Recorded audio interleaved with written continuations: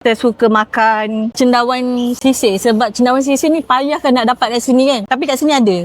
Okay, hi, saya Rarais. So, daripada BSP, Bandar Sarjana Putra lah. Okay, ni actually sebenarnya kali kedua lah kita singgah makan. First time makan tu memang rasa wow gila. Sebab kita orang Nogori kan, Nogori 9. So, bila makan tu memang rasa teringat dekat kampung halaman.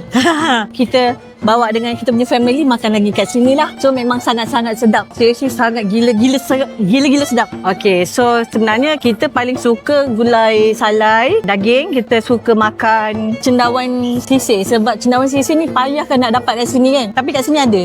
So kita makan, kita repeat. And then saya suka makan telur itik. Lepas tu saya suka makan bendi. So sebenarnya saya repeat menu yang sama je. Kena bawa satu family datang makan.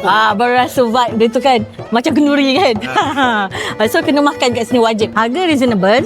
So memang berpatutan lah dengan portion. Yang penting rasa tu mesti mesti cake punya. Harga murah tapi tak sedap pun tak best. Okay, so kalau korang orang bukan orang di Sembilan ataupun korang nak rasa masakan masak lemak cili padi, korang kena wajib makan dekat Saleh Power Jalan Kebun.